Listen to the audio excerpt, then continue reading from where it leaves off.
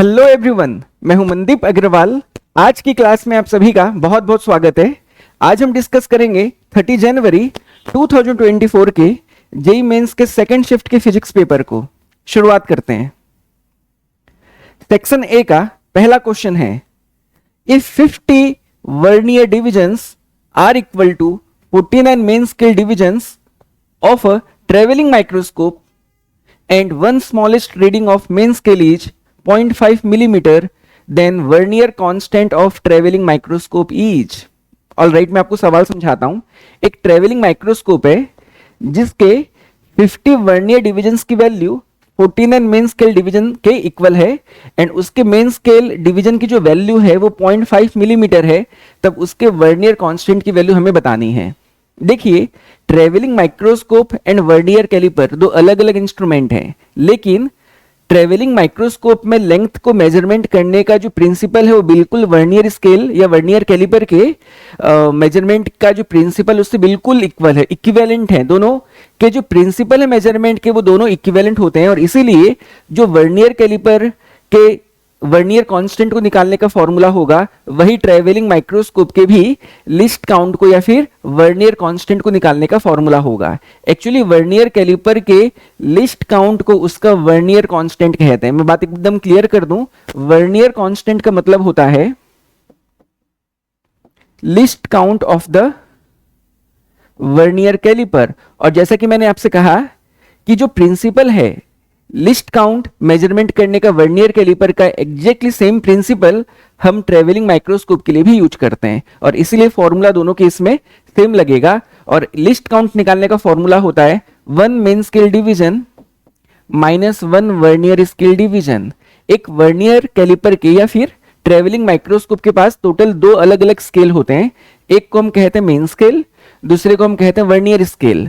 Main scale के दो consecutive divisions के बीच की जो दूरी होती है वो वर्नियर स्केल के दो कंसेक्यूटिव डिविजन्स की वैल्यू से हल्की ज्यादा होती है और उनका जो डिफरेंस होता है वही हमारे इंस्ट्रूमेंट का वर्नियर कांस्टेंट या फिर लिस्ट काउंट कहलाता है। ठीक, यहां तक की बात आपको एकदम समझ लेनी चाहिए। नाउ हमको यहां पर ये भी बोल रहा है, हमें यहां पर ये भी बोल रहा है कि 49 मेन स्केल डिवीजन की वैल्यू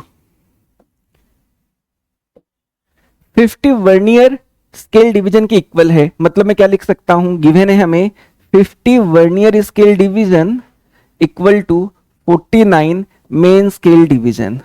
तो अगर मैं आपसे ये पूछूं कि 1 वर्नियर स्केल डिवीजन की वैल्यू क्या होगी, definitely it will be equal to 49 upon 50 main scale division. मैंने वर्नियर स्केल डिवीजन की वैल्यू को मेन स्केल डिवीजन के टर्म्स में कन्वर्ट किया। ऐसा क्यों किया, उसके पीछे का कारण है। कारण ये है, मुझे मेन स्केल डिवीजन की वैल्यू मालूम है, मुझे क्या नहीं मालूम, मुझे वर्नियर स्केल डिवीजन की वैल्यू नहीं मालूम। तो अगर मुझे मेन स्केल डिवीजन की वैल्यू मालूम है और अगर मैं वर्नियर स्केल डिवीजन की वैल्यू को मेन स्केल डिवीजन के फॉर्म में या फिर इन टर्म्स में कन्वर्ट कर पाया तो डेफिनेटली मैं इस इक्वेशन को सॉल्व कर पाऊंगा या फिर मैं वर्नियर कांस्टेंट की वैल्यू को निकाल पाऊंगा। नाउ अब हमें बोला है 1 MSD is equal to 0.5 mm। तब उस हिसाब से अगर मैं आपसे ये पूछूं कि 1 वर्नियर स्केल डिवीजन की वैल्यू क्या हो जाएगी, it will B 49 upon 50 into 1 MSD को लिख सकता हूं मैं 0.5 mm। Perfect. Now 5 upon 50 becomes 1/10 और डेसिमल के लिए भी नीचे एक जीरो बढ़ा सकता हूं। तो फाइनली 49/100 आ रहा है जिसको मैं लिख सकता हूं 0.49 mm। परफेक्ट। अब जो मुझे वर्नियर कांस्टेंट पूछा गया है, अब एक बार में आंसर आ जाएगा।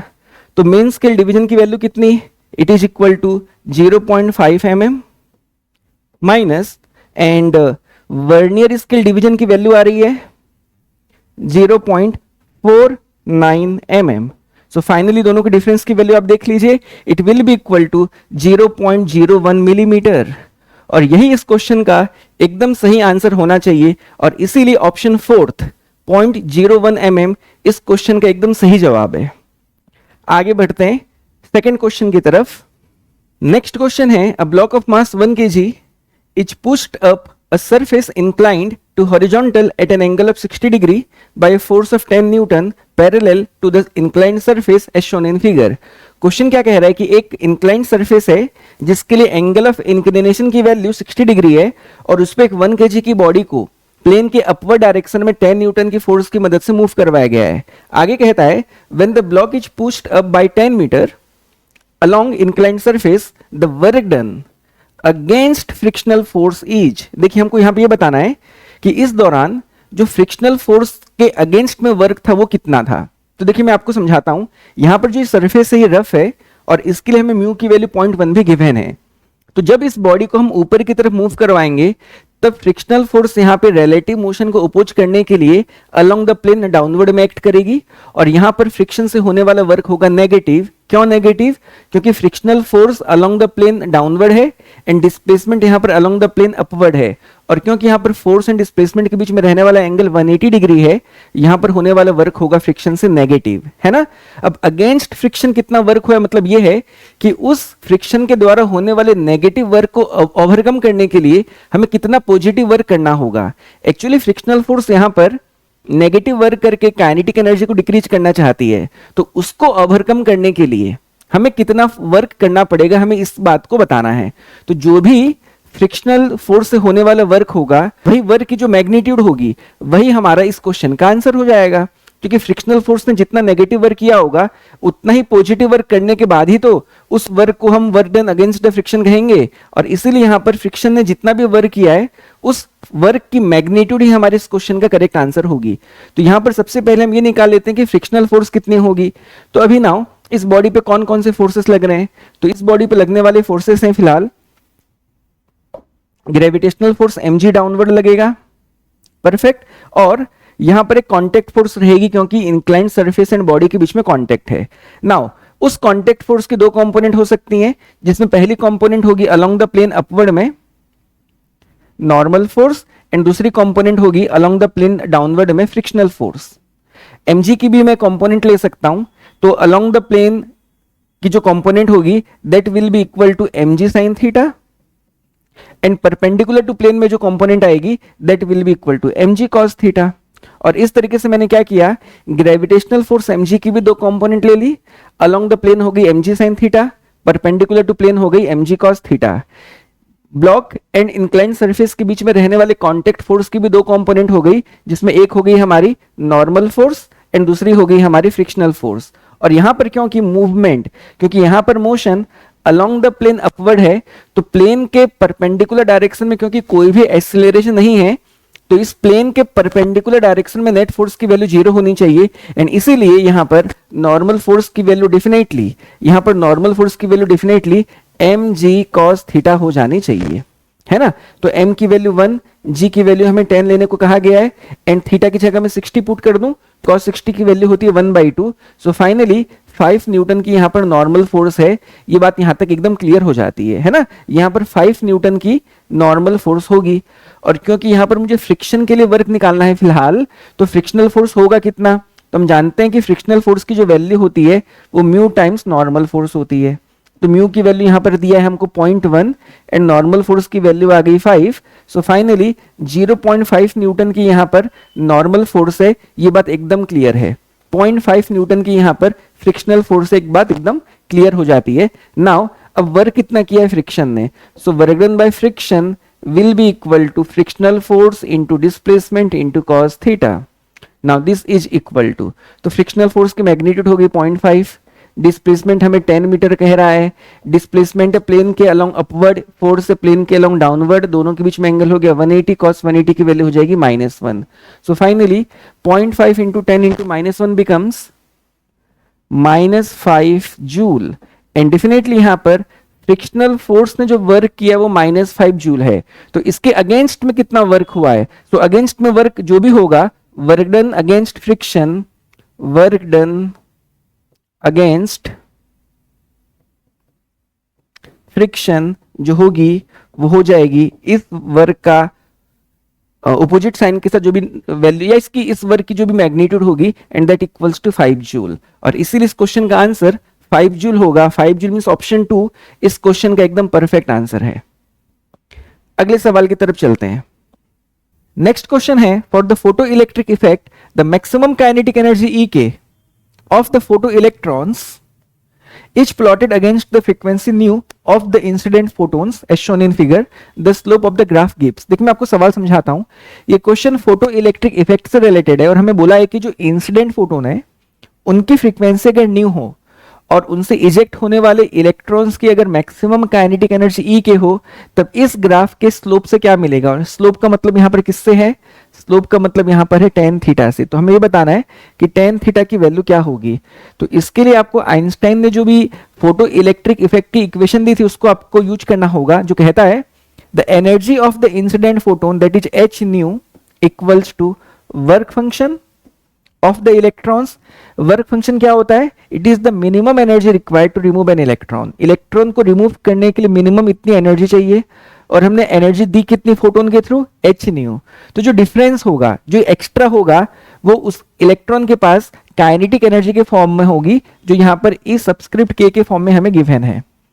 तो फोटो इलेक्ट्रिक इफेक्ट की इक्वेशन कहती है कि जो भी फोटोन्स की एनर्जी है उसका एक पार्ट इलेक्ट्रॉन को रिमूव करने के लिए यूज होगा और बचा हुआ जो पार्ट होगा उसके पास मैक्सिमम काइनेटिक एनर्जी के फॉर्म में होगा। तो हमें किसके किसके बीच में ग्राफ बताना है, maximum kinetic energy and frequency. तो इसे मैं मान लेता हूं y और इसे मैं मान लेता हूं x। तो यहां पर डेफिनेटली ये हो गया मेरा y और न्यू हो गई मेरी x, और ऑब्वियसली दोनों का पावर 1 1 है। तो ये कौन सी इक्वेशन है, it is a linear equation. And obviously linear equation का जो ग्राफ होता है वो स्ट्रेट लाइन होता है।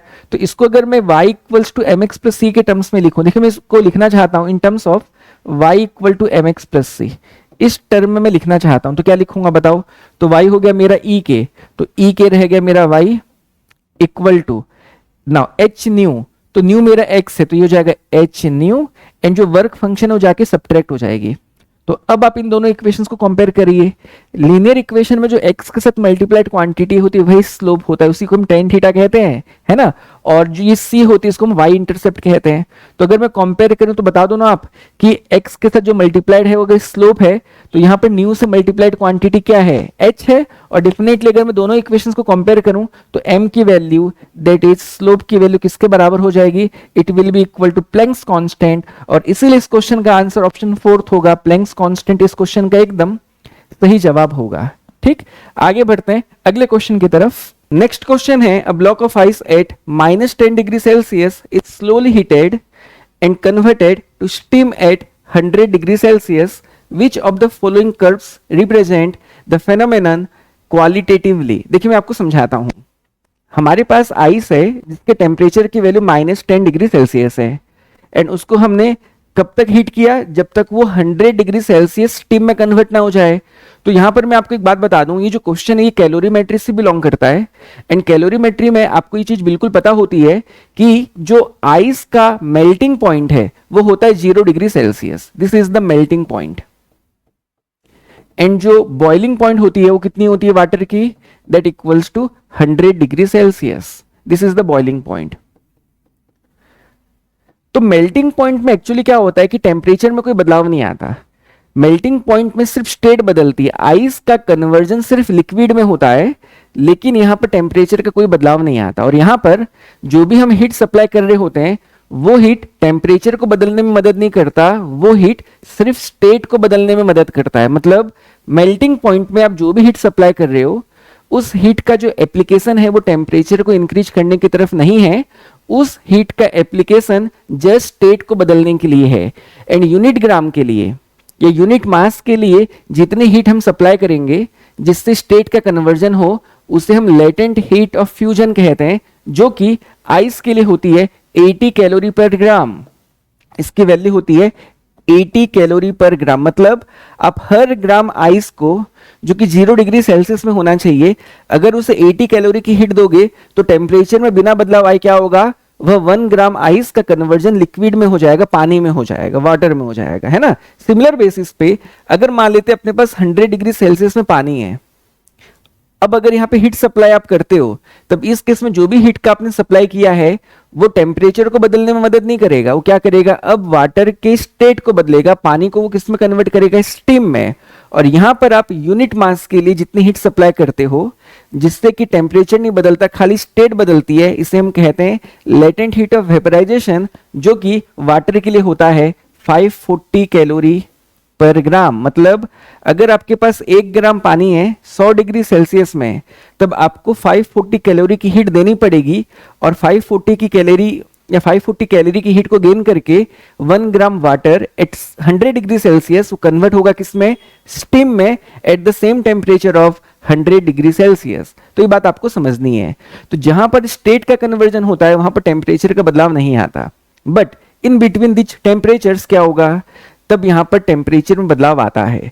तब क्या होगा, तब जो भी आप हीट सप्लाई करोगे उस हीट का एप्लीकेशन टेम्परेचर को बदलने की तरफ हो रहा होगा। और इन्हीं बातों को ध्यान में रखते हुए आप बिल्कुल प्लॉट कर सकते हो कि ग्राफ कैसा होना चाहिए।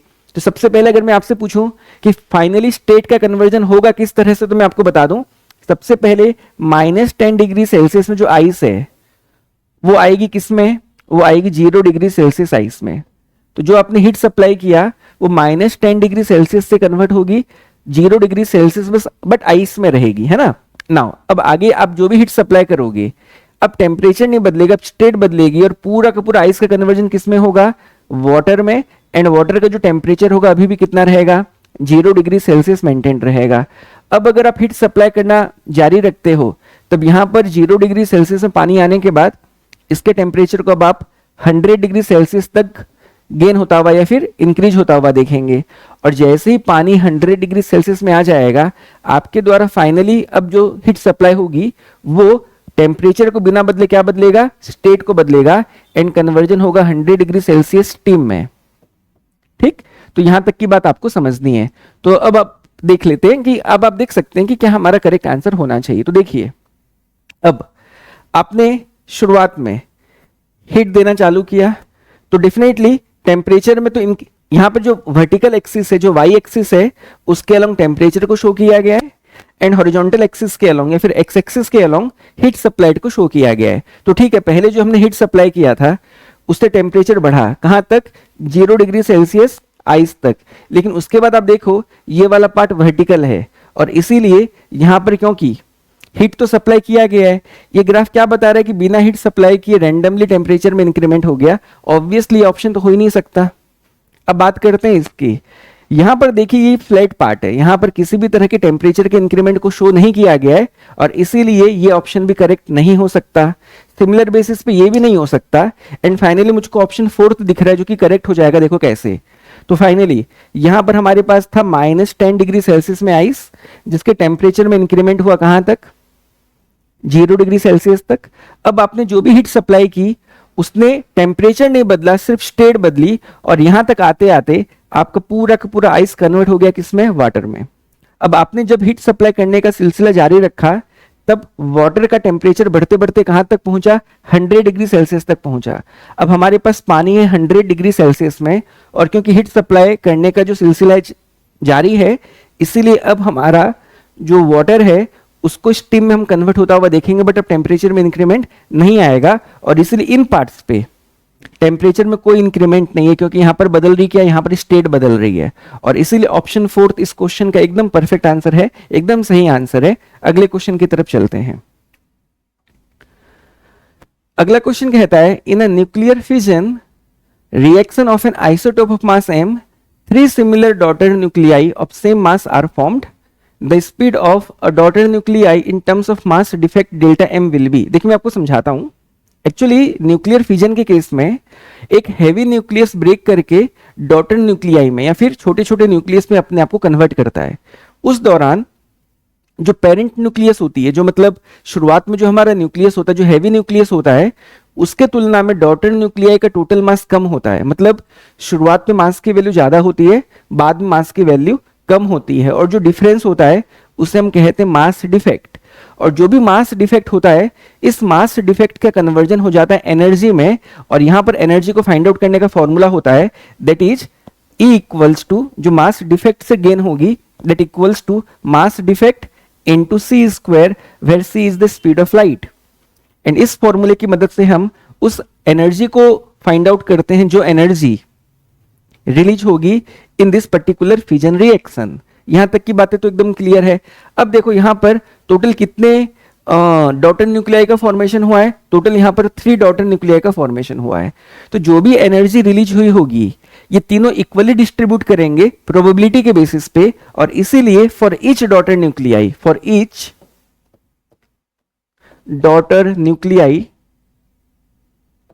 मैं बिल्कुल कह सकता हूं एनर्जी जो उसको मिलने वाली होगी उसे ई डैश मान लेता हूं, and this will be equal to E/3 which will be equal to delta M C square by 3। और इतनी एनर्जी के साथ हर डॉटर न्यूक्लियाई वहां से इजेक्ट होगा, निकलेगा, या फिर उसके पास इस अमाउंट की काइनेटिक एनर्जी होगी।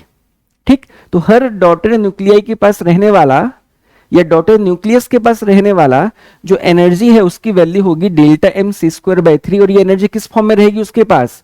इन the form of kinetic energy. और इसीलिए इसको मैं लिख सकता हूं half mass of each daughter nuclei, जिसकी वैल्यू टोटल मास बाय 3 हो जानी चाहिए। एक्चुअली मास डिफेक्ट की वैल्यू बहुत कम होती है, और इसीलिए यहां पर आपको मास डिफेक्ट से जो डॉटर न्यूक्लियस के मास में हल्की कमी आएगी उसको लेके कंसर्न होने की जरूरत नहीं है। m/3 ही हमारी मोर और लेस डॉटर न्यूक्लियस के मास की वैल्यू भी होगी। मास डिफेक्ट बहुत छोटा होता है तो उसको लेकर के हम उस डिफेक्ट को लेकर चर्चा नहीं करेंगे। Into v square, so half mass of daughter nucleus into v square will be the kinetic energy of each daughter nucleus, and उस हिसाब से इसकी वैल्यू को मुझे किसके इक्वल कर देना चाहिए? Delta M C square by 3 के इक्वल कर देना चाहिए। 3 और 3 आपस में कैंसिल हो गए, फाइनली 2 मल्टीप्लाई कर देता हूं, सो ये हो जाएगा 2 times of delta M C square divided by M RHS में डिवाइड हो जाएगा, एंड v के लिए मुझे आरएचएस का रूट लेना होगा। सो फाइनली इसे मैं लिख सकता हूं c into root 2 delta M by M, और आपको देखना होगा यही करेक्ट आंसर है। तो कौन सा ऑप्शन मैच हो रहा है? सो आंसर ऑप्शन 3 सवाल का एकदम सही जवाब होगा। अगले क्वेश्चन की तरफ चलते हैं। नेक्स्ट क्वेश्चन है choose the correct statement for processes A and be shown in figure. यहां पर हमें pressure versus volume graph given है, एंड हमें दो प्रोसेसेस ए एंड बी को शो किया गया है, और हमें बताना है कि इन चारों में से कौन सा ऑप्शन करेक्ट होगा। जिसमें पहला ऑप्शन है PV to the power gamma equal to constant for process B and PV equal to constant for process A. अच्छा, एक बात आप बताइए कि PV to the power gamma equal to constant कौन से प्रोसेस की इक्वेशन होती है? Then the answer will be what? It will be adiabatic process.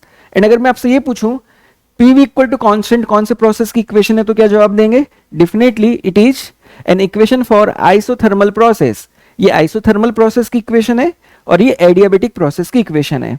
आगे बढ़ते हैं ऑप्शन 2 की तरफ, कहता है PV equal to constant for process B and A, तो डेफिनेटली ये हमारे आइसोथर्मल प्रोसेस की बात हो गई। अगर आगे और बढ़े p to the power gamma minus 1 by T to the power gamma equal to constant for process B and t equal to constant for process A. देखिए एक बात तो समझ में आ रही है कि यहां पर कहीं ना कहीं हमें यह पूछा गया है कि प्रोसेस ए एंड बी में कौन एडियाबेटिक है और कौन आइसोथर्मल है, क्योंकि टेम्परेचर इक्वल टू कांस्टेंट भी एक आइसोथर्मल प्रोसेस की कंडीशन है।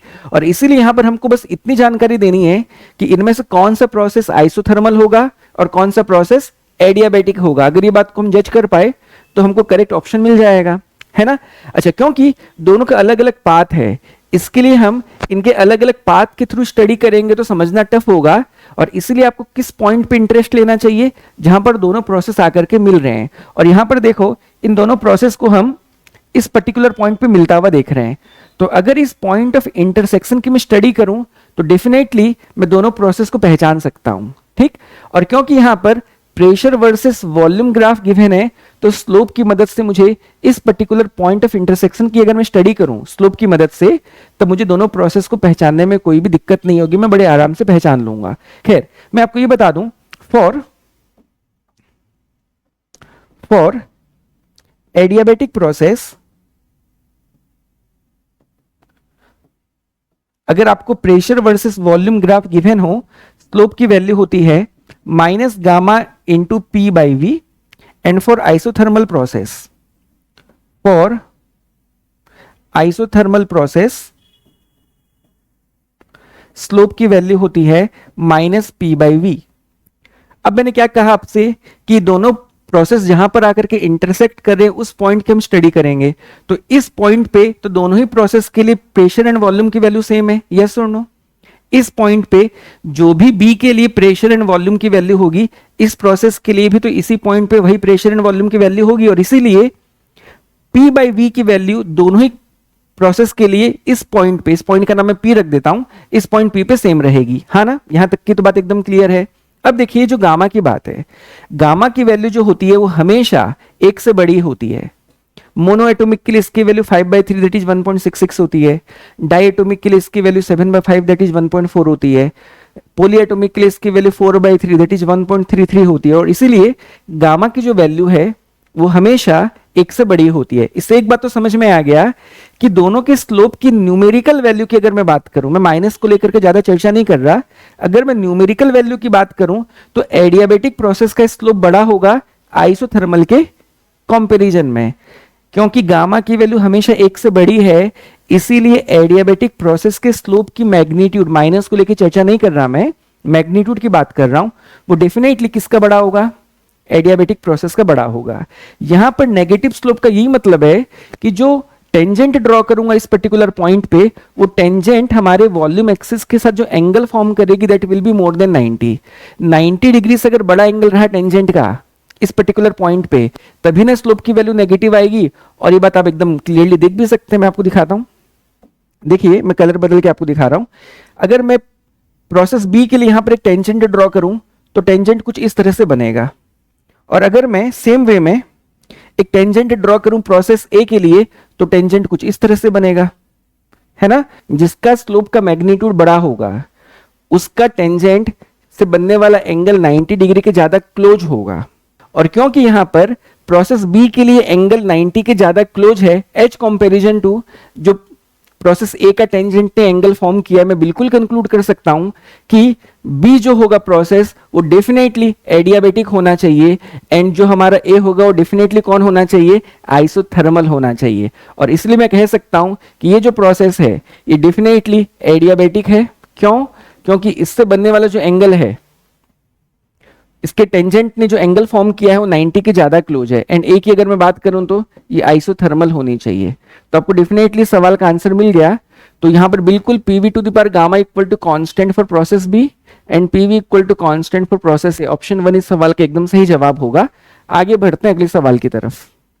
नेक्स्ट क्वेश्चन है, an electron revolving in nth Bohr orbit has magnetic moment mu n if mu n is proportional to n to the power x the value of x is. देखिए मैं आपको सवाल समझाता हूं। एक electron है वो रिवॉल्व हो रहा है न्यूक्लियस के चारों तरफ और वो nth ऑर्बिट में रिवॉल्व हो रहा है, और अगर उसकी मैग्नेटिक मोमेंट की वैल्यू म्यू एन है तब म्यू एन की वैल्यू अगर n के पावर x पे डिपेंड की तो x की क्या वैल्यू आएगी। यहां पर आपको एक बात याद रखनी है कि किसी भी रिवॉल्विंग इलेक्ट्रॉन के मैग्नेटिक डाइपोल मोमेंट जिसकी बात की गई है, एंड मैं मैग्नेटिक डाइपोल मोमेंट को फिलहाल सिंबल कैपिटल M से शो कर रहा हूं, एंड उसके एंगुलर मोमेंटम का जो रेशियो होता है वो एक कांस्टेंट होता है, और इस रेशियो को हम कहते हैं जायरोमैग्नेटिक रेशियो कहते हैं। इस रेशियो को जायरोमैग्नेटिक रेशियो कहा जाता है, एंड जायरोमैग्नेटिक रेशियो की वैल्यू होती है charge of electron upon twice of mass of electron, जो आपको बिल्कुल याद रखना चाहिए, है ना। इसे जायरोमैग्नेटिक रेशियो कहते हैं, और इसकी डेफिनेशन क्या है, it is the ratio of the magnetic dipole moment of a revolving electron to the angular momentum of the electron, है ना। एंगुलर मोमेंटम हमारी L होती है और M होती है हमारी मैग्नेटिक डाइपोल मोमेंट। तो यहां पर हमको मैग्नेटिक डाइपोल मोमेंट की जानकारी पूछी गई है, तो ऑब्वियसली मैं काम करता हूं कैपिटल M की जगह मैं म्यू लिख देता हूं और म्यू n लिख देता हूं। This will be equal to E upon 2m into angular momentum of the electron in the nth orbit, है ना। मुझे L मल्टीप्लाई करना था तो nth ऑर्बिट के लिए मैं एंगुलर मोमेंटम को L सबस्क्रिप्ट n मान लेता हूं। This will be equal to E upon 2m into. Now Niels Bohr ने जो भी पोस्टुलेट्स अपने मॉडल में कहे थे उसमें एक बात उसने ये भी कही थी कि जो इलेक्ट्रॉन्स हैं उनके रिवॉल्यूशन के लिए जो भी ऑर्बिट परमिटेड है उन ऑर्बिट में घूमने के दौरान इलेक्ट्रॉन्स के एंगुलर मोमेंटम की value integral multiple of h/2π होगी। ये बात नील्स बोर ने अपने मॉडल में कहा था कि इलेक्ट्रॉन्स के रिवॉल्यूशन के लिए सिर्फ वही ऑर्बिट परमिटेड होंगी जिनमें घूमने के दौरान रिवॉल्विंग इलेक्ट्रॉन्स के एंगुलर मोमेंटम की value integral multiple of h/2π हो। उस हिसाब से n होती है हमारी नंबर ऑफ ऑर्बिट, तो फर्स्ट ऑर्बिट के लिए एंगुलर मोमेंटम हो जाएगी h/2π, सेकेंड ऑर्बिट के लिए 2h/2 पाई, थर्ड के लिए 3h/2 pi and so on. और इसीलिए nth ऑर्बिट के लिए मेरी एंगुलर मोमेंटम की वैल्यू हो जाएगी n इंटू h/2 पाई। परफेक्ट। और यहां पर अगर आप देखो तो E कांस्टेंट है, 2 कांस्टेंट है, m कांस्टेंट है, h कांस्टेंट है, 2 पाई भी कांस्टेंट है, तो प्रोपोर्शनल टू क्या आ गया, दैट इज n, और n का पावर 1 भी लिख सकता हूं। तो अगर मैं कंपेयर करूं तो x की वैल्यू क्या होगी, ऑब्वियसली 1, और इसीलिए ऑप्शन 2 इस सवाल का एकदम सही जवाब होगा। ऑप्शन 2 इस क्वेश्चन का एकदम सही जवाब है। आगे बढ़ते हैं। नेक्स्ट क्वेश्चन है, an alternating voltage V equal to 220 sine 100 pi t voltage applied to a purely resistive load of 50 ohm. The time taken for the current to rise from half of the peak value to the peak value is। देखिए यहां पर एक purely resistive circuit है, and purely resistive circuit के case में voltage and current के बीच का phase difference होता है 0, मतलब जो फेज हमारी वोल्टेज की होती है वही फेज हमारी करंट की भी होती है। एंड करंट को हम लिखते हैं peak voltage upon resistance into जो भी हमारी वोल्टेज का फेज है, जो हमारे गिवन क्वेश्चन के लिए हो गया साइन 100 पाई टी। यहां पर हमारे वोल्टेज की पीक वैल्यू होगी 220, जिसको मैं V नॉट से शो कर रहा हूं, और रेजिस्टेंस की वैल्यू हो गई हमारी 50 ओम। एंड प्योरली रेजिस्टिव सर्किट में करंट एंड वोल्टेज के बीच का फेज डिफरेंस 0 होता है, और इसीलिए साइन 100 पाई टी हमारे वोल्टेज के लिए है, तो साइन 100 पाई टी हमारी करंट के लिए भी होगा। तो V नॉट की वैल्यू 220 एंड R की वैल्यू 50, 0 0 कैंसिल हो जाएंगे। 22/5 को हम लिख सकते हैं 4.4 साइन 100 पाई टी, ये हमारे करंट का एक्सप्रेशन आ गया। एंड करंट के एक्सप्रेशन की स्टैंडर्ड इक्वेशन होती है I equals to I naught sine omega T. Alternating current की स्टैंडर्ड इक्वेशन होती है। तो अगर मैं कंपेयर करूं तो कंपेयर करने से हमारी आई नॉट कहलाती पिक करंट, जिसकी वैल्यू कितनी हो गई 4.4 एम्पियर, एंड कंपेयर करूं तो ओमेगा की वैल्यू हो जाएगी 100 पाई। यहां पर ओमेगा कहलाती है एंगुलर फ्रीक्वेंसी, जो होता है 2 पाई बाई टी, जहां पर टी होती है हमारी टाइम पीरियड। तो एक काम करता हूं, मैं टाइम पीरियड निकाल भी देता हूं, तो डेफिनेटली ओमेगा को मैं लिख सकता हूं 2 pi by capital T. Capital T समय में जो करंट होती है अपनी वैल्यू एंड डायरेक्शन दोनों को रिपीट करती है, मैं समझाऊंगा आपको डिटेल में। तो खैर 2 पाई बाई टी की वैल्यू आ गई 100 पाई। तो यहां पर टाइम पीरियड की वैल्यू निकालने के लिए पाई पाई तो कैंसिल हो जाएंगे, टी आरएचएस में 100 एलएचएस में, तो ये हो जाएगा t equals to 2/100 that equals to 0.02 second. तो ये मेरे टाइम पीरियड की वैल्यू आ गई। और इतने समय के बाद करंट अपनी वैल्यू को क्या करेगी, करंट अपनी वैल्यू को रिपीट करेगी, डायरेक्शन को भी रिपीट करती है। खैर यहां तक की तो बातें क्लियर हैं। अच्छा, अगर मैं यहां पे ये पूछूं शुरुआत में at t equal to 0 current की वैल्यू क्या थी, तो शुरुआत में करंट की वैल्यू निकालने के लिए हमको क्या करना होगा, यहां पर हमको t की जगह में 0 पुट करना होगा। तो यहां पर अगर हम 0 पुट करते हैं तो साइन 0 की वैल्यू 0 हो जाएगी, और इसीलिए शुरुआत में करंट की वैल्यू 0 थी, है ना। अच्छा, कितने समय के बाद करंट अपनी वैल्यू को मैक्सिमाइज करेगी, then the answer will be t/4। मैं आपको ग्राफ के थ्रू समझाता हूं। अल्टरनेटिंग करंट का ग्राफ कुछ ऐसा होता है ना। यहां पर टाइम की वैल्यू होती है 0, यहां पर टाइम की वैल्यू होती है t/4, यहां पर टाइम की वैल्यू होती है t/2, यहां पर टाइम की वैल्यू होती है 3t/4, और यहां पर टाइम की वैल्यू होती है t। ये हो गया हमारी टाइम एक्सिस, और यहां पर हम करंट को शो कर रहे हैं। ठीक, तो अब देखो 0 से लेके कैपिटल टी समय में जो करंट है अपने डायरेक्शन को भी रिपीट करेगी और अपनी मैग्नीट्यूड को भी रिपीट करती है। लेकिन करंट की वैल्यू मैक्सिमम कब हो रही है, जब टाइम की वैल्यू t/4 के इक्वल है, और इसीलिए शुरुआत से लेके t/4 समय में करंट अपनी वैल्यू को मैक्सिमम करेगी। तो एक काम करता हूं, मैं t1 इक्वल टू t/4 लिखता हूं फिलहाल के लिए, एंड t/4 की वैल्यू कितनी आ जाएगी 0.02 divided by 4 that equals to 0.005 second. तो इतने समय में करंट अपनी वैल्यू को 0 से मैक्सिमम कर ली। अब एक काम करते हैं, ये निकाल लेते कि करंट कितने समय में अपनी वैल्यू को half of the peak value करेगी। और इसके लिए मैं काम कर सकता हूं, मैं यहां पर आई की जगह में पुट कर देता हूं पीक वैल्यू डिवाइडेड बाय 2, और उस समय निकालता हूं जिस समय में करंट की वैल्यू पीक का हाफ होगी। और इसलिए मैं क्या लिख सकता हूं, आई की जगह में 4.4/2 equals to 4.4 sine 100 pi T. 4.4 आपस में कैंसिल हो जाएंगे, 1/2 को मैं लिख सकता हूं sine 30 sine pi by 6, sine भी एलिमिनेट कर दूंगा, तो पाई बाई 6 की वैल्यू हो जाएगी 100 पाई टी, पाई पाई भी कैंसल, तो इस टाइम को मैं मान लेता हूं T2 है ना, एक नया टाइम है जिसको मैं T2 मान लेता हूं, तो T2 की वैल्यू हो जाएगी 1/600 सेकेंड। और मुझे ये पता चल चुका है कि इतने समय में करंट की वैल्यू 0 से half of the peak value होगी, तो half of the peak value से लेकर के पीक वैल्यू पहुंचने का समय कितना होगा, that time delta T will be equal to obviously T1 minus T2। देखिए इतने समय में करंट 0 से half of the peak value हुई और इतने समय में करंट 0 से मैक्सिमम हुई, 0 से पीक वैल्यू तक पहुंची, तो half of the peak value से पीक वैल्यू पहुंचने का जो समय होगा क्या वो T1 माइनस T2 नहीं होना चाहिए। इसी हिसाब से हमारा फाइनल आंसर हो जाएगा 0.005 माइनस 1/600 को मैं लिख सकता हूं 0.0016 एंड दोनों को सब्ट्रैक्ट करने से वैल्यू आएगी 0.0034 second, that equals to 3.4 milli second.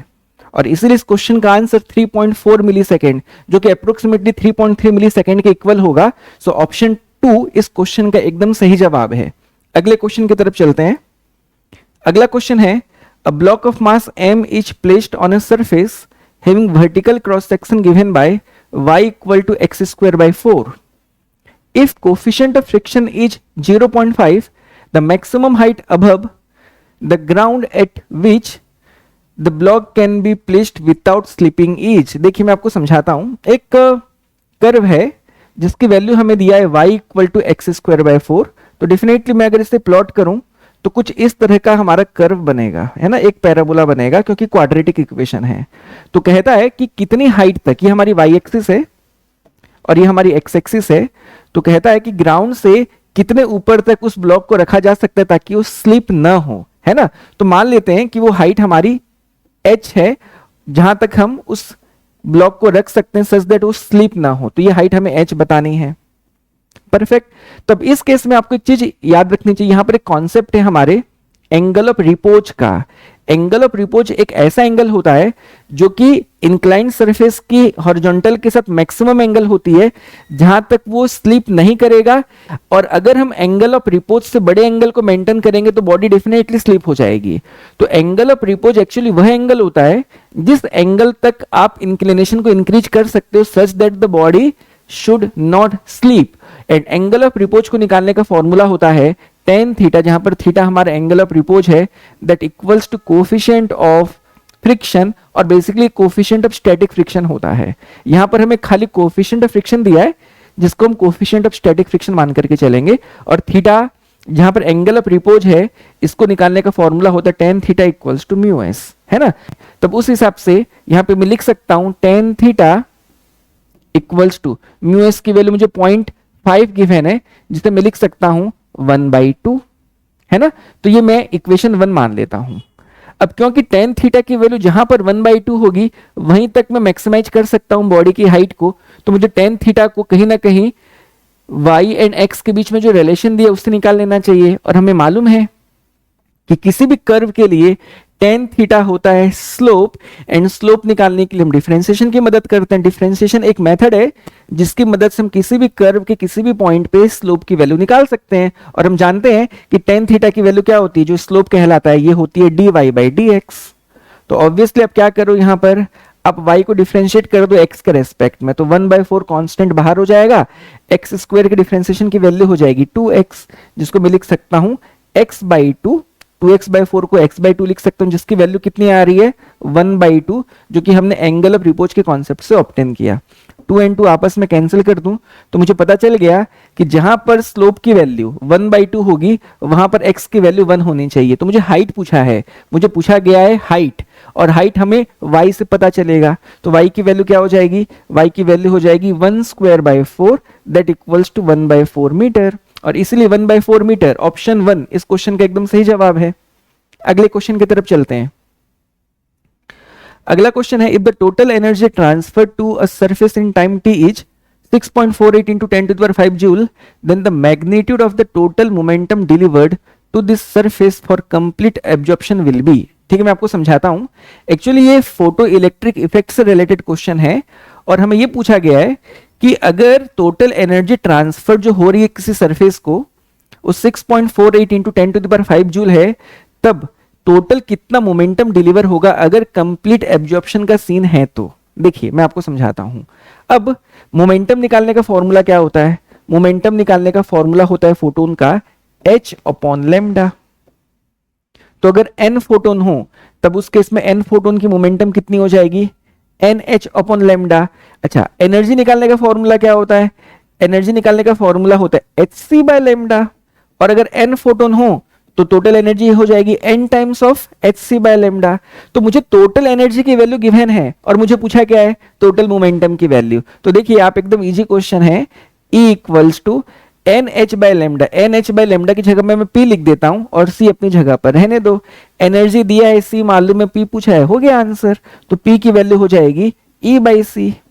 तो E की वैल्यू कितनी है? 6.48 इंटू 10⁵।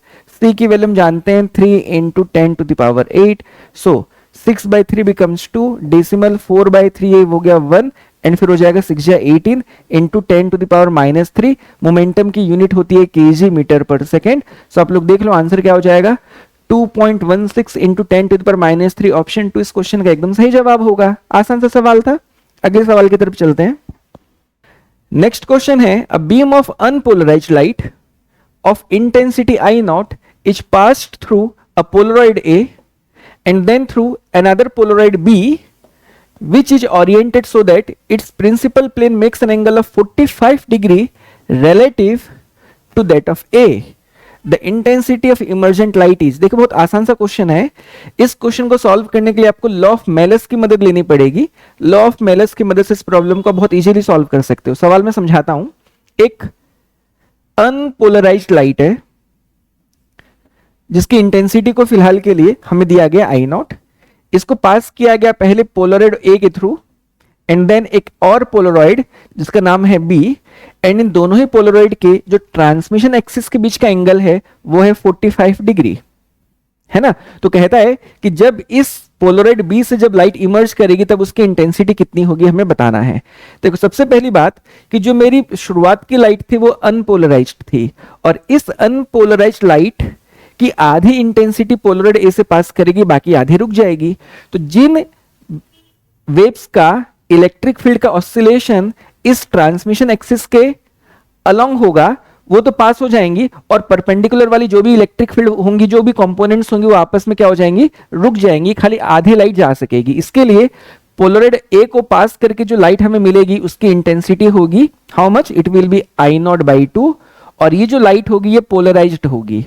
अब इस पोलराइज्ड लाइट और इस पोलराइड के ट्रांसमिशन एक्सिस के बीच का जो एंगल हो गया वो कितना हो गया, 45 डिग्री। तो कितनी लाइट यहां पर हमें मिलेगी या कितनी इंटेंसिटी की लाइट हमें मिलेगी उसको निकालने के लिए फॉर्मूला हम यूज करते हैं मेलस लॉ से, और लॉ ऑफ मेलस से जो होता है I इक्वल टू जो होगा I equal to intensity of polarised light, जो हमारे केस के लिए कितना है I0/2 into cos square theta, जहां पर थीटा दोनों पोलराइड के ट्रांसमिशन एक्सिस के बीच का एंगल है जो कि गिवन कितना है हमें 45 degree. So finally it will be equal to I0/2 into cos 45 की वैल्यू होती है 1/√2 जिसके स्क्वायर की वैल्यू हो जाएगी 1/2। So the final answer will B I0/4, और इसके लिए I0/4 ऑप्शन 1 इस क्वेश्चन का एकदम सही जवाब होगा। अगले सवाल की तरफ चलते हैं। अगला क्वेश्चन है, escape velocity of a body from earth is 11.2 kilometer per second, all right, if the radius of a planet be 1/3 the radius of earth and mass be 1/6 that of earth, the escape velocity from the planet is। बहुत easy question है। देखिए escape velocity को निकालने का formula होता है √2gm/r, जहां पर m होती है मास ऑफ प्लैनेट, r होती है radius of planet, and g होता है capital G the gravitational constant और the universal gravitational constant, and v subscript e होती है हमारी escape velocity। तो इस फॉर्मूले की मदद से आप बिल्कुल इजीली इस प्रॉब्लम को सॉल्व कर सकते हैं। तो मैं अर्थ के लिए क्या लिख सकता हूं, अर्थ के लिए लिख सकता हूं 11.2, यूनिट में किलोमीटर पर सेकंड में लिख रहा हूं क्योंकि मुझे रेशियो लेना है, इक्वल टू √2gm/r, ये मैंने लिख दिया अर्थ के लिए। अब किसी अदर प्लैनेट की बात हो रही है जिसकी मुझे एस्केप वेलोसिटी बतानी है, ठीक है। सो रूट अपनी जगह पर रहेगा, टू अपनी जगह पर रहेगा, जी अपनी जगह पर रहेगा। अब बोला है कि जो दूसरा प्लैनेट है उसकी रेडियस अर्थ की रेडियस का 1/3 है, तो डिनोमिनेटर में जो आर है वहां पे मुझे लिख देना चाहिए r/3, एंड मास की वैल्यू कितनी बोला है 1/6 दैट ऑफ अर्थ, तो इसके लिए मैं उस न्यू प्लैनेट के मास की वैल्यू को m/6 लिख देता हूं, है ना। Now this will be equal to 2gm/6, और इस डिवाइड का मल्टीप्लाई करूंगा तो 3 ऊपर चला जाएगा, r नीचे चला आएगा, रूट अपनी जगह पर है। नाउ 3/6 को मैं क्या लिख सकता हूं 1/2, तो ये हो जाएगा हमारा 1/√2 जो अलग कर दिया मैंने, एंड अगेन √2gm/r की वैल्यू को मैं अर्थ के लिए लिख सकता हूं 11.2। 1/√2 की वैल्यू होती है 0.707, राउंड फिगर वैल्यू के लिए मैं 0.7 ले रहा हूं, इंटू 11.2। सो मल्टीप्लाई कर लीजिए, 7 2 जा 14 कैरीज 1, 7 1 जा 7 + 1 8, 7 1 जा 7, डेसिमल के बाद 2 डिजिट्स होने चाहिए, यूनिट हो जाएगी हमारी किलोमीटर पर second. So 7.84 that is 7.9 kilometre पर सेकंड इस क्वेश्चन का एकदम सही जवाब होगा। थोड़ा डिफरेंस इसलिए आया क्योंकि √2 की वैल्यू, सॉरी 1/√2 की वैल्यू 0.707 होती है और मैंने 0.7 लिया था, तो हल्की वैल्यू बढ़नी चाहिए। मैं उम्मीद करता हूं ऑप्शन 4 क्लियर है बोल के आपको समझ में आ गया होगा। मैं अगले सवाल की तरफ चलता हूं। अगला क्वेश्चन है, particle of charge -q and mass m moves in a circle of radius r around an infinitely long line charge of linear charge density plus lambda. The time period will be given as, देखो बहुत easy question, again a very easy question. एक infinite line charge है जिसके charge density की value कितनी given है हमें, lambda, है ना। एक पार्टिकल है -q चार्ज का, m मास का, जो r रेडियस के अलोंग मूव करते हुए सर्कुलेट हो रहा है, और इसके सर्कुलेशन के लिए रिक्वायर्ड सेंट्रीपिटल फोर्स कौन देगा, तो इस लाइन चार्ज एंड इस पार्टिकल के बीच में लगने वाली जो एट्रैक्टिव इलेक्ट्रिक फोर्स होगी वही तो डेफिनेटली सेंट्रीपिटल फोर्स प्रोवाइड करने का काम करेगा ना। इलेक्ट्रिक फोर्स F होता है charge into electric field. Charge की बात तो ठीक है, Q है हमारे पार्टिकल का, नेचर नेगेटिव है इसका और लाइन चार्ज का पॉजिटिव है, इससे ये बात पता चलेगी कि जो फोर्स होगी वो एट्रैक्टिव नेचर की होगी। बट फोर्स की मैग्नीट्यूड लिखने के लिए मुझे चार्ज के नेचर को यहाँ पुट करने की जरूरत नहीं है। I am calculating the magnitude of force. -q and +q दोनों चार्जेस की मैग्नीट्यूड सेम होती है, बस पोलैरिटी अलग होने के कारण एक को प्लस एक को माइनस से शो करते हैं। यहां पर -q का मतलब ये नहीं कि चार्ज छोटा है, माइनस साइन यहां पर सिर्फ पोलैरिटी नेचर को शो करता है, और इसीलिए फोर्स की मैग्नीट्यूड के लिए मैं चार्ज की मैग्नीट्यूड q ले लेता हूं। एंड एक इनफाइनाइट लाइन चार्ज के लिए इलेक्ट्रिक फील्ड की वैल्यू हमको मालूम है, वो होती है λ/2πε0 इंटू r, और इतनी इलेक्ट्रिक फोर्स ये पार्टिकल एक्सपीरियंस करेगा through this infinite line charge. और यही जो आप F देख रहे हो, यही फोर्स इसे सेंट्रीपिटल फोर्स प्रोवाइड करने का काम करेगा, जिसकी मदद से वो सर्कुलेट हो पाएगा। तो मुझे टाइम पीरियड बताना है, तो डेफिनेटली यहां पर मैं लिख सकता हूं mr²। सेंट्रीपिटल फोर्स निकालने का फॉर्मूला होता है। आप चाहो तो यहां पर mv²/r भी पुट कर सकते हो, ये आपकी चॉइस है, mv²/r भी पुट किया जा सकता है, और इस फॉर्मूले की मदद से हम टाइम पीरियड तक पहुंचेंगे। चलिए मैं सॉल्व करता हूं आगे। implies that यहां पर एक चीज और है कि यहां पर k हमें कुलम्स कांस्टेंट दिया हुआ है, एंड कुलम कांस्टेंट यहां पर कितना हो जाएगा, k की वैल्यू हो जाएगी 1/4πε0, जिसको k से शो करना है मुझे। यहां पर मैं देख पा रहा हूं कि मेरे पास 1/2πε0 है। एक काम करता हूं, ऊपर नीचे 2 मल्टीप्लाई कर देता हूं, उससे क्या होगा 1/4πε0 को मैं डायरेक्टली k लिख दूंगा, न्यूमरेटर में 2q λ/r रहने दो, equals to mr।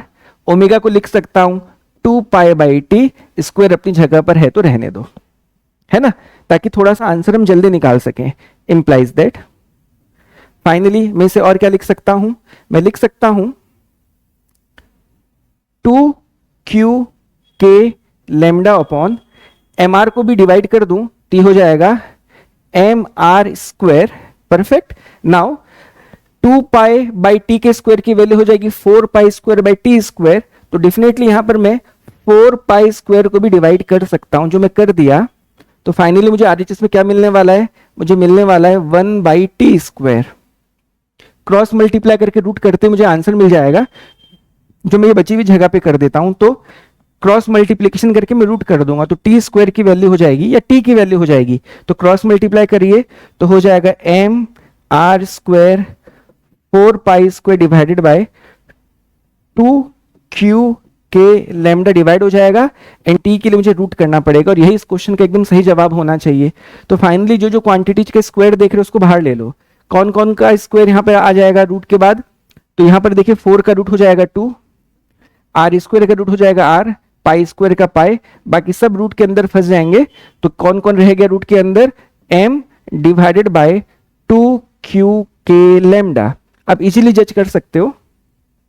So 2 pi are root m upon 2 के लैम्डा क्यू। ऑप्शन 2 इस क्वेश्चन का एकदम सही जवाब है। नेक्स्ट क्वेश्चन है, if mass is written as m equal to k into C to the power p into g to the power minus half into h to the power half, then the value of p will be, constants have their usual meaning with k a dimensionless constant, k a dimensionless constant. देखिए यहां पर हमें p की value बतानी है और कह रहा है कि मास की वैल्यू को हमने इस वे में लिखा है।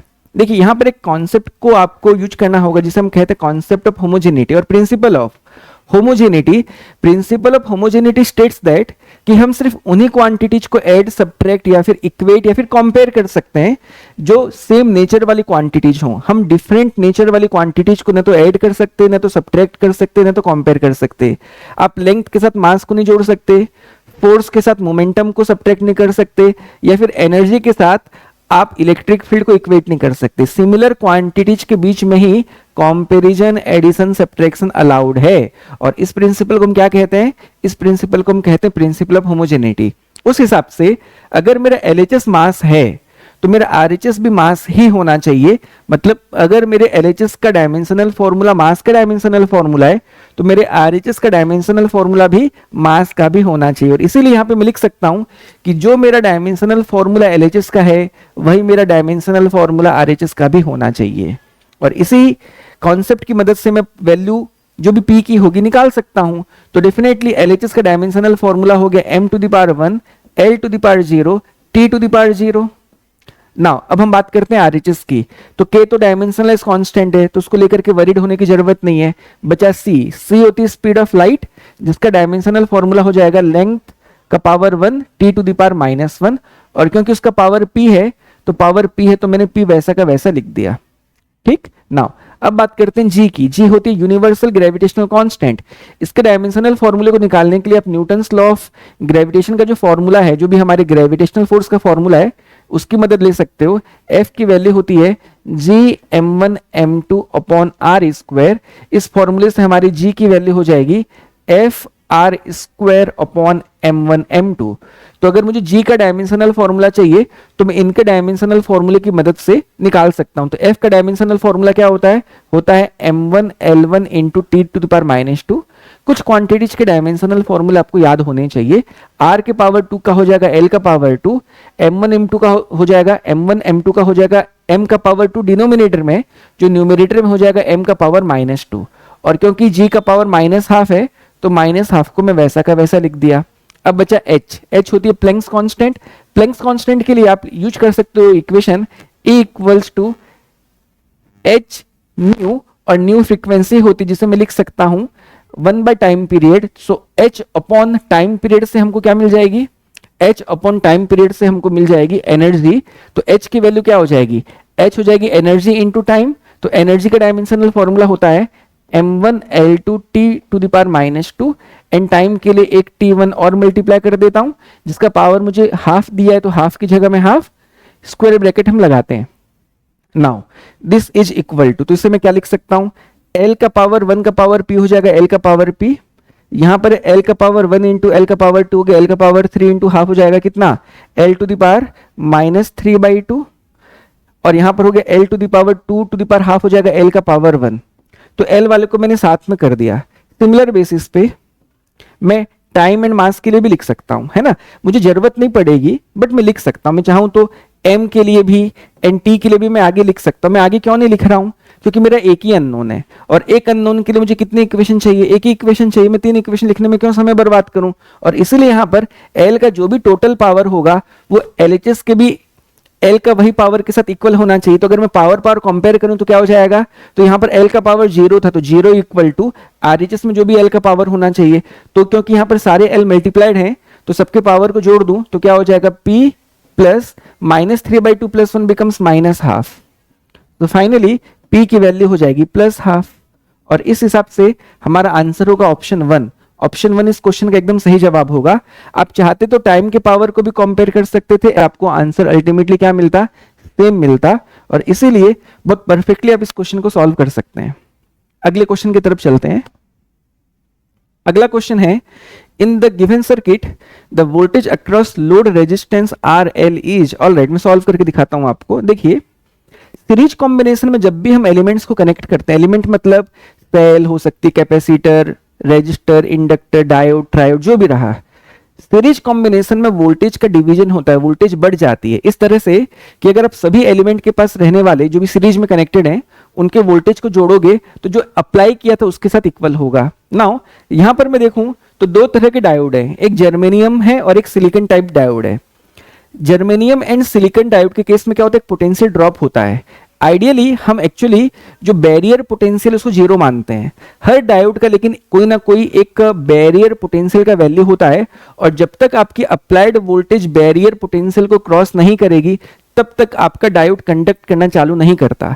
हालांकि बैरियर पोटेंशियल बहुत छोटी वैल्यू होती है जो आइडियली हम नेग्लेक्ट करते हैं, बट स्ट्रिक्टली अगर हम कहें, स्ट्रिक्टली जो जर्मेनियम टाइप डायोड है उसके लिए बैरियर पोटेंशियल की वैल्यू होती है 0.3 वोल्ट एंड सिलिकॉन के लिए होती है 0.7 वोल्ट। और इन वैल्यूज को आपको याद रखना चाहिए, आपको बिल्कुल नहीं भूलना चाहिए कि जर्मेनियम टाइप के लिए बैरियर पोटेंशियल 0.3 होती है एंड सिलिकॉन टाइप के लिए बैरियर पोटेंशियल की वैल्यू 0.7 वोल्ट होती है, आपको याद रखना चाहिए, है ना।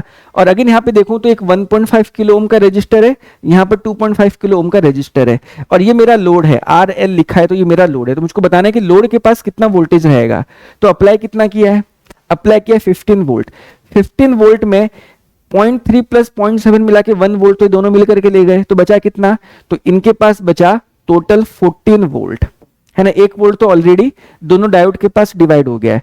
अब मेरे पास दो रेजिस्टर्स हैं जो कि सीरीज में कनेक्टेड है, और सीरीज में क्योंकि कनेक्टेड है तो आप यहां पर वोल्टेज डिवीजन के फॉर्मूले को यूज कर सकते हो। और वोल्टेज डिवीजन के फॉर्मूले को मैंने आपको कई बार सिखाया है मेरी अदर वीडियोज में, एक बार फिर सिखाता हूं। सीरीज कॉम्बिनेशन में क्योंकि करंट सेम होता है और क्योंकि ये दोनों सीरीज में कनेक्टेड हैं, तो सीरीज में कनेक्टेड होने के कारण दोनों के लिए आई की वैल्यू सेम रहेगी, और इसीलिए मैं लिख सकता हूं V की वैल्यू R के प्रोपोर्शनल है। अगर मैं इसके पास रहने वाले पोटेंशियल को V1 मान लूं, अगर 1.5 किलो ओम के पास रहने वाले पोटेंशियल डिफरेंस को V1 मान लूं एंड लोड के पास रहने वाले पोटेंशियल डिफरेंस को V2, तब वोल्टेज डिवीजन के फॉर्मूले की मदद से आप V1 V2 की वैल्यू निकाल सकते हो। और क्योंकि यहां पर V की वैल्यू R के साथ डायरेक्टली प्रोपोर्शनल है, V1 हो जाएगी मेरी R1, डायरेक्टली में 1 1 ऊपर रहेंगे, upon R1 plus R2 into V। Similar basis पे V2 की वैल्यू हो जाएगी R2 upon R1 plus R2 into V। ये हमारी V1 V2 को निकालने का फॉर्मूला है। और मुझे जरूरत किसकी है, मुझे जरूरत है V2 की, तो V2 निकालना बहुत आसान है।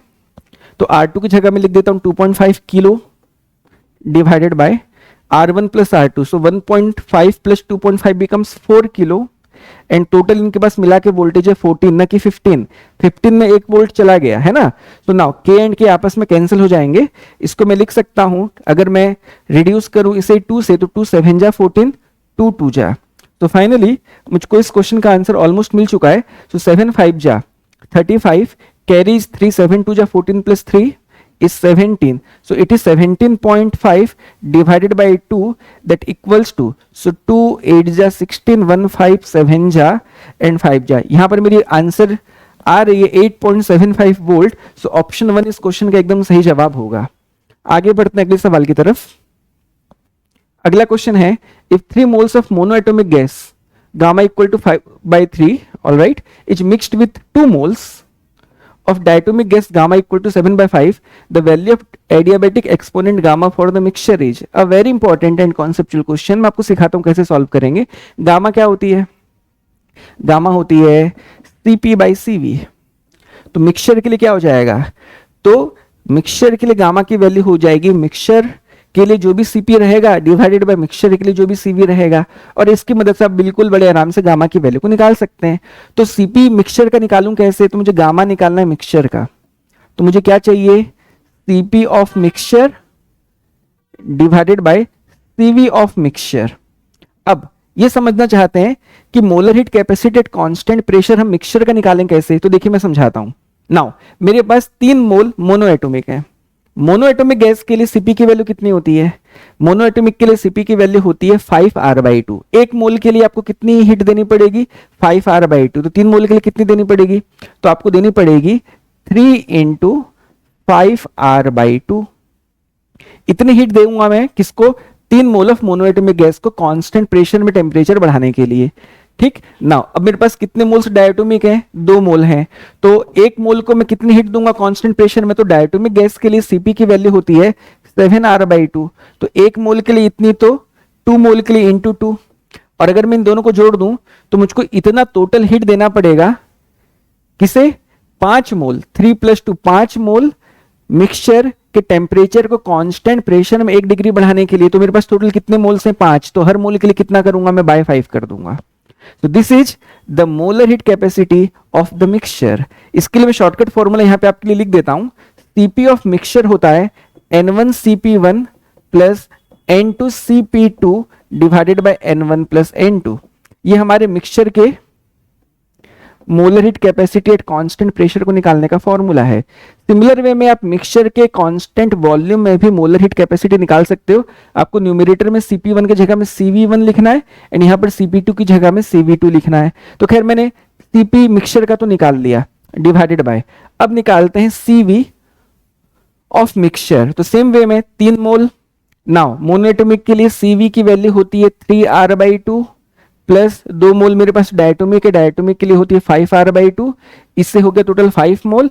पर मोल के लिए मुझे 5 और डिवाइड करना पड़ेगा एंड ये दोनों 5 आपस में कैंसिल हो जाएंगे। कर दिया मैंने। Now this is equal to 5 × 3 15R and यहां पर हो गया 7 × 2 14। 15 + 14 बिकम्स 29R/2 डिवाइडेड बाय, अब बात करते हैं डिनोमिनेटर की। सो 3 × 3 9R/2 एंड ये हो गया हमारे 2 × 5 10R/2। So 9R/2 plus 10R/2 is 19R/2।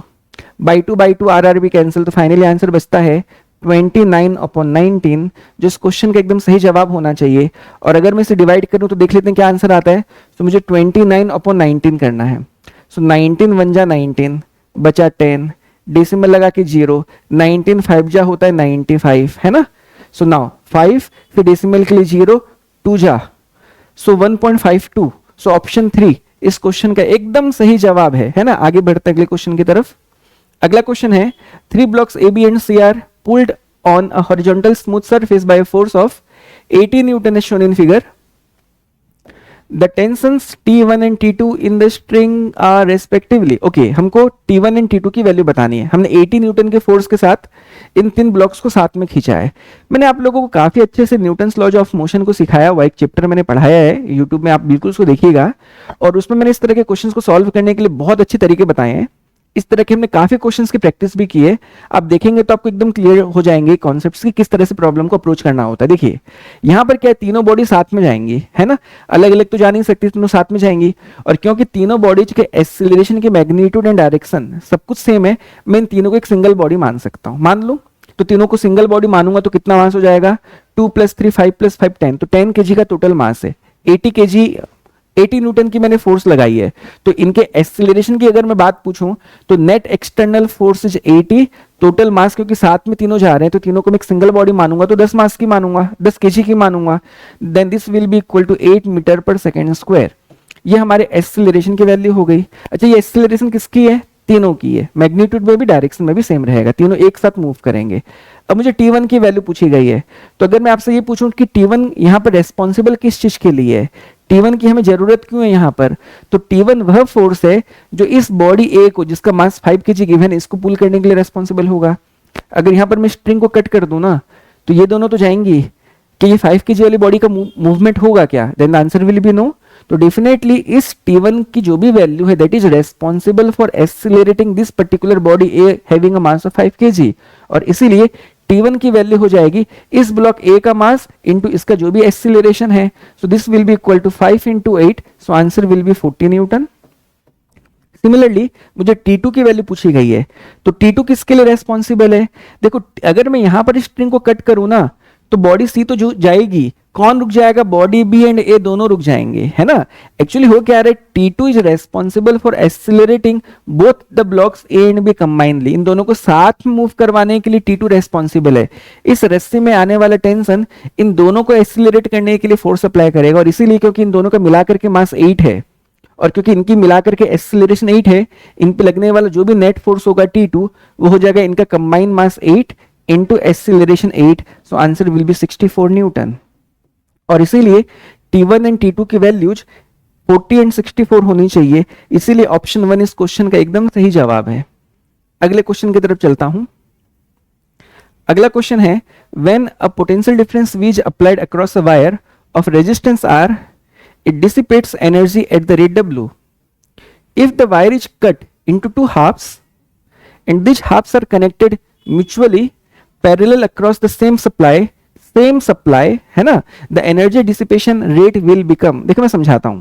Actually जो पावर होती है ना, जो रेट ऑफ डिसिपेशन होती है उसको हम पावर कहते हैं, एंड पावर यहां पर W से शो किया गया है, एंड पावर निकालने का फॉर्मूला होता है V स्क्वायर अपॉन R, है ना। अब क्या किया गया कि जो हमें वायर रेजिस्टेंस R की दी गई थी उसको तो पहले हमने दो पार्ट में कट किया, तो ये रेजिस्टेंस टोटल R था, इसका दो पार्ट किया तो ये वाले पार्ट का रेजिस्टेंस हो जाएगा R/2, इसका हो जाएगा R/2। नाउ वाई, क्योंकि रेजिस्टेंस निकालने का फॉर्मूला होता है rho into L/A। Resistance is directly proportional to length, तो लेंथ छोटी होगी तो रेजिस्टेंस भी छोटा होगा, तो लेंथ हाफ की तो रेजिस्टेंस भी क्या हो गई, हाफ हो गई। अब इन दोनों को पैरेलल में लगाया, तो अगर R/2 पैरेलल में लगा दिए जाएं तो इनके इक्विवेलेंट रेजिस्टेंस की वैल्यू कितनी हो जाएगी? सो हम लिख सकते हैं 1/R equivalent equal to 1/R/2 plus 1/R/2, that will become R/4। इनका जो कंबाइंड रेजिस्टेंस होगा वो R/4 आ जाएगा, और क्योंकि सप्लाई अभी भी सेम है, मतलब वोल्टेज नहीं बदला, तो जो न्यू पावर होगा उसको मैं W डैश मान लेता हूं, और यहां पर मेरा पोटेंशियल सेम टू सेम है। और अब जो मेरा सर्किट का रेजिस्टेंस है दैट इज R/4, इसको मैं लिख सकता हूं 4 times of V square by R, but V square by R तो मेरा इनिशियल पावर था, तो इसीलिए अब जो मेरा पावर होगा पहले की तुलना में कितना होगा, 4 टाइम्स होगा, और इसीलिए 4W, ऑप्शन 4 इस क्वेश्चन का एकदम सही जवाब है। एकदम आसान सा क्वेश्चन था। आगे बढ़ते हैं अगले क्वेश्चन की तरफ। अगला क्वेश्चन है, match the list 1 with list 2। दो लिस्ट हमें गिवन है और हमको मैच करना है लिस्ट 1 को लिस्ट 2 के साथ। देखिए ये लिस्ट 1 है, ये लिस्ट 2 है। बहुत इजी होता है इस तरह के क्वेश्चंस को सॉल्व करना। Now Gauss law of magnetostatics कौन है यहाँ पर? तो गॉस लॉ ऑफ मैग्नेटोस्टैटिक्स कहता है कि the total magnetic flux over a closed surface equal to 0, है ना। The magnetic flux of the net magnetic field over a closed surface equal to 0 is the Gauss law of magnetostatics, जो कि यहां पर हो जाएगा हमारा 2, क्योंकि magnetic field into area becomes magnetic flux, जो कि क्लोज सरफेस के लिए यहां पर 0 होता है। तो ए का हो गया 2, तो ए का 2 देखें तो यहां पर ऑप्शन 4 में मैच हो चुका है। आगे की बातों को देखें तो भी ठीक, ना देखें तो भी ठीक, ऑप्शन 4 इस क्वेश्चन का सही जवाब हो चुका है, क्योंकि ए का 2 और किसी में है नहीं। अगर आप चेक करना चाहें तो बिल्कुल कर सकते हैं। फैराडे लॉ क्या होता है? Electromagnetic induction. Faraday law basically होता है हमारा the rate of change of magnetic flux equal to the EMF induced. तो यहां पर अगर मैं देखूं तो ये मेरी ईएमएफ की वैल्यू हो गई, है ना। ईएमएफ क्या होता है? वोल्टेज होता है integration of E dot DL. तो ये जो आप देख रहे हैं क्वांटिटी, ये मेरा ईएमएफ ई हो गया। ये ई इलेक्ट्रिक फील्ड है, बट ये जो ई आप देख रहे हो ईएमएफ है, which is equal to rate of change of magnetic flux. तो ऑब्वियसली बी का 3 हो गया, तो आप देखेंगे तो बी का 3 दिया है, अदर भी आप जज कर सकते हैं, आसान है ना। आगे बढ़ते हैं अगले क्वेश्चन की तरफ। क्वेश्चन है, projectiles A and B are thrown at angles of 45 degree and 60 degree with vertical respectively from top of a 400 meter high tower. If their ranges and times of flight are same, then ratio of their speed of projection VA to VB is। Actually इस question में एक fault है। Fault क्या है कि एक साथ दोनों कंडीशंस को सेटिस्फाई कर पाना पॉसिबल नहीं है। यहाँ पर क्या बोला है कि दो कंडीशन सेटिस्फाई होनी चाहिए, कि उनके टाइम ऑफ फ्लाइट की वैल्यू भी सेम होनी चाहिए और उनकी जो हॉरिजॉन्टल रेंज है वो भी सेम होनी चाहिए। एंड दोनों ही कंडीशंस को साइमल्टेनियसली सेटिस्फाई कर पाना पॉसिबल नहीं है। यहां पर आप एक कंडीशन तो सेटिस्फाई कर दोगे बट दोनों को नहीं कर सकते, और इसीलिए ये एक रॉन्ग क्वेश्चन है जिसको दोनों कंडीशंस के साथ सॉल्व कर पाना पॉसिबल नहीं है। तो एक काम करता हूं, मैं आपको बस सिखाने के लिए मैं किसी एक कंडीशन को फुलफिल करते हुए प्रॉब्लम को सॉल्व कर देता हूं। एक काम करता हूं, मैं आपके लिए टाइम्स ऑफ फ्लाइट को सेम रखता हूं दोनों के लिए, एंड प्रॉब्लम को सॉल्व करके दिखाता हूं। आप देखिए कैसे सॉल्व करते हैं। तो देखो कैसे सॉल्व करना है। तो टावर ये है हमारी, है ना। अब हमने v स्पीड के साथ मान लो फेंका, और जो हमने एंगल मेंटेन किया वर्टिकल से वो हमारा थीटा है सपोज। नाउ इस केस में वर्टिकल कंपोनेंट कितनी हो जाएगी वेलोसिटी की, it will B v cos theta, and horizontal हो जाएगी v sin थीटा। एक बात आपको और भी क्या याद रखनी है कि टाइम ऑफ फ्लाइट की जो भी वैल्यू होती है वो वर्टिकल डायरेक्शन के मोशन पे डिपेंड करती है, ना कि हॉरिजॉन्टल डायरेक्शन के। हॉरिजॉन्टल जो डायरेक्शन होता है, यहाँ पर जो वेलोसिटी की कंपोनेंट होती है वो सिर्फ हमारी बॉडी को आगे ले जाने का काम करती है, इसे सिर्फ आगे ले जाने का काम इसका है, बट नीचे लाने का जो काम है वो ग्रेविटी का है। और जब तक बॉडी हवा में है तब तक वो मूव कर रही है, और जब वो ग्राउंड को टच करेगी तब उसका जर्नी कंप्लीट होगा। और क्योंकि बॉडी को ग्राउंड पे लाने का काम ग्रेविटी का है, इसीलिए हम कहते हैं कि वर्टिकल डायरेक्शन के मोशन से ही हमारी टाइम ऑफ फ्लाइट डिटरमाइन होती है। नाउ अब यहां पर इस हाइट को मैं मान लेता हूं y। तो नाउ मेरे पास क्या क्या डेटा है मैं देखता हूं, है ना। और इस लाइन को मैं मिटाता हूं ताकि मुझे लिखने की थोड़ी जगह मिल जाए। ठीक, तो देखिए मैं सॉल्व करता हूं। नाउ मेरे पास क्या क्या डेटा है, तो इनिशियल वेलोसिटी हो गई मेरी v cos थीटा जो कि अपवर्ड है, डाउनवर्ड में हमारी एक्सेलरेशन है ड्यू टू ग्रेविटी, और डाउनवर्ड होने के कारण माइनस जी ले लेता हूं।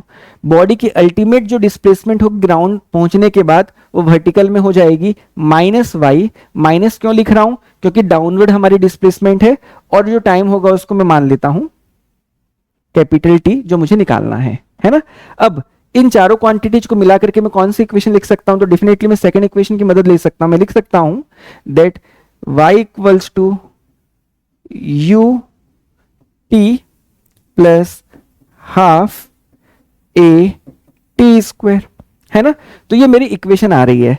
अब इसी इक्वेशन को मैं दोनों ही प्रोजेक्टाइल्स ए एंड बी के लिए यूज करता हूं ताकि मेरे एक बार में आंसर आए। तो मैं ए के लिए क्या लिख सकता हूं, तो ए को भी नीचे जाना है minus y, which is equal to A के लिए वेलोसिटी होगी वी ए, थीटा की वैल्यू होगी 45, तो यहां पे लिख देता हूं cos 45 डिग्री।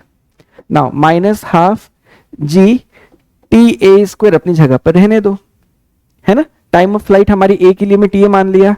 अब सेकंड बी के लिए मैं क्या लिख सकता हूं, उसको भी सेम डिस्प्लेसमेंट कवर करना है, उसकी वेलोसिटी हो गई वी बी कॉस, अब थीटा की जगह में सेकंड के लिए मैं लिख देता हूं 60 degree, minus plus minus minus half g. Now ये हो गया time of flight of B का स्क्वायर। अब क्योंकि दोनों के एलएचएस सेम है ना, तो दोनों के आरएचएस को भी क्या करना चाहिए, मुझे सेम कर देना चाहिए। अगर मैं आरएचएस को सेम करूंगा तो इस सेकंड टर्म आपस में कैंसिल हो जाएंगे, क्योंकि टाइम ऑफ फ्लाइट की वैल्यू सेम थी। तो फाइनली मेरे पास क्या बचने वाला है, मेरे पास बचने वाला है V A cos 45 degree equals to V B cos 60 degree.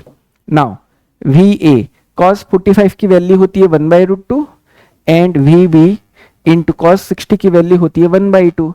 तो अगर मैं V A by V B की बात करूं तो डेफिनेटली मुझे √2 को आरएचएस में मल्टीप्लाई कर देना चाहिए, एंड √2/2 को मैं लिख सकता हूं 1/√2। तो इस केस में आंसर 1:√2 होता। ऑप्शन फोर्थ इस क्वेश्चन का सही आंसर बन सकता था अगर हमें यह कहता कि दोनों ही बॉडीज के टाइम्स ऑफ फ्लाइट की वैल्यू सेम है। अगर टाइम ऑफ फ्लाइट सेम होते तो ऑप्शन फोर्थ करेक्ट होता। सिमिलर बेसिस पे आप रेंज के लिए भी प्रॉब्लम को सॉल्व कर सकते हो। सेम रेंज के लिए आपको क्या करना पड़ेगा, दोनों के वेलोसिटी की हॉरिजॉन्टल कंपोनेंट को उनके रेस्पेक्टिव टाइम ऑफ फ्लाइट से मल्टीप्लाई करना होगा, उससे आपको मिल जाएगी रेंज इक्वल करके भी आप प्रॉब्लम को सॉल्व कर सकते हैं। और इसी के साथ हमारा सेक्शन ए कंप्लीट होता है।